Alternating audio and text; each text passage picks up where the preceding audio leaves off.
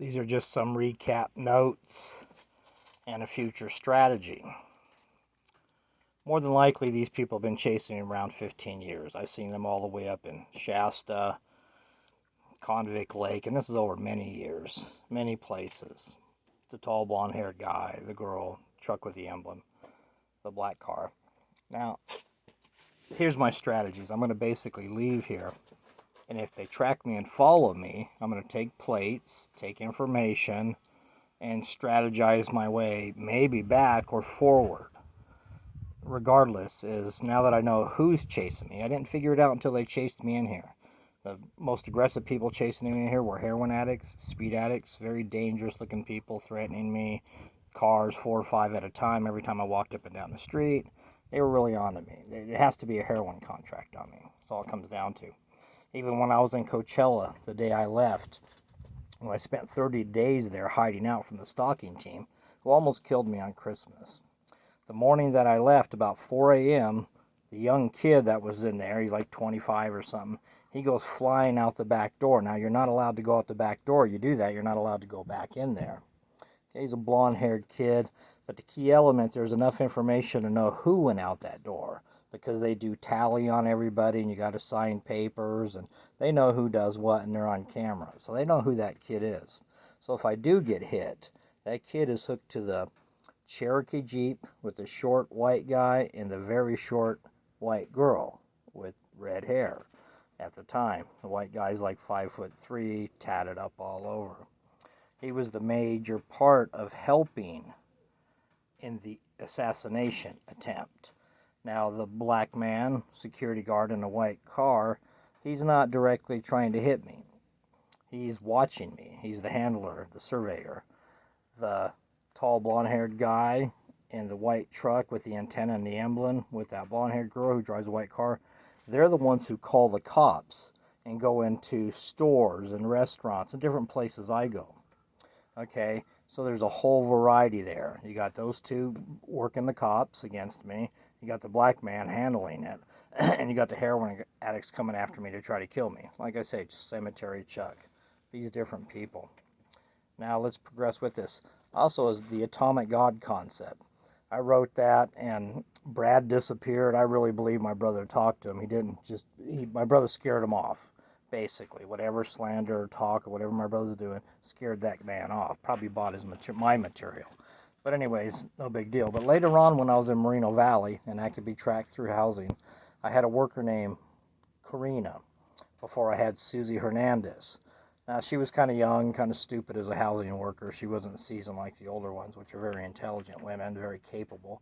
She was kind of like a little giddy, anyways. But she was probably rehabbed and went to college and got into housing, which is a good job for her.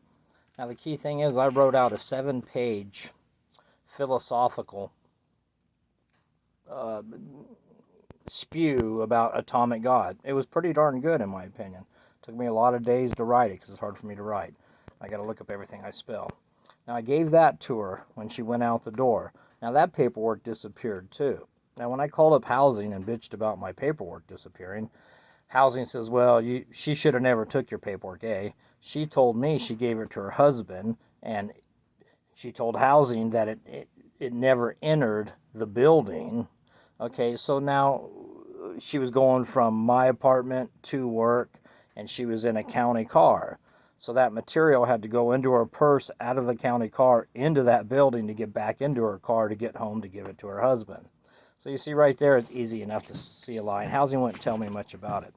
So what it was, more than likely, either that black man, the handler, or a few people involved with that talked to her and took that paperwork. Now, the best way I could see it is my brother went in there and told Brad, oh, this ain't his, he stole it from me. That's the way my brother works. Okay, and then he told Karina, oh, he stole it. Once again, this was like, I don't know, a year later, 2 years later, when Karina had the paperwork, oh, he stole it from me. Now, my brother probably has the copyrights on it, but if you had an investigator sit down and talk to me about that topic and talk to my brother about that topic, you can see I originated that material.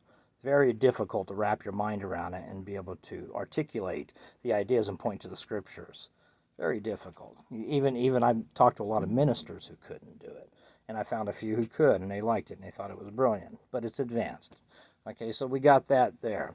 Now, so like I say, my strategy is to roll out of here. Now, if they follow me, I'm going to start filming, taking pictures, putting it up on Facebook, and put that up real quick.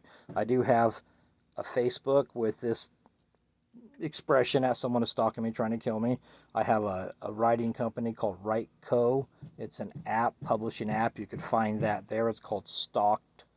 You know, it's Stalked. You could look it up in my name. And then, of course, YouTube. I've got the same thing, Stalked. I got videos like here going on there. And then I got my Facebook. So I'm leaving enough information trail behind me. If these people get back in front of me and chase me around, well, I'm going to have to take photos of them, call the cops, tell them who's chasing me and why, and deal with it that way. They ain't killed me yet, even though they came after me a lot of times. Originally in the river bottom, this was right after Molly was born, about 6 months after she was born. Hit team, a guy came in there with a car trying to kill me there. When I went into my brother's yard looking for my money, there was a lowrider guy trying to kill me on the way out there. Okay, and then when I went to Teresa's birthday, she went to a liquor store. I bought her a candle, brought little Molly, and when she left, Hitman was on me. When she'd take me to the park, Hitman was on me, come after me. In the bushes, I told about that one. I stood him off. I had a knife. He went into the bushes. Also, when we were in the park there during that time when I was homeless, someone was watching us because we bought a little weed, and then I went into a motel, and then the police helicopter followed her all the way back to Mariloma, and even Elaine Elkins, which you can find her and talk to her, and she might have met Bill or the black man. I don't know. Once they meet people, it's always a sworn secrecy. Nobody will say anything to me. I'm dangerous, I'm bad, I'm whatever it is, but I'm cut out of the information loop. That's how Bill gets away with this. Sociopathic, but this is how criminal killers get away with it. They're highly sociopathic and they mislead you, and no one questions them. You know, but this is just the way it works. So my case is not unique. I'm just dealing with it in this way. So with this then is that Elaine has probably talked to him, and I'm going to basically recon, throw it at the cops when they come after me, when these people come after me, because there's not much else I can do. So this is the Stalk series. Like I say, you can find me Stalked on YouTube, Rightco, that type of stuff.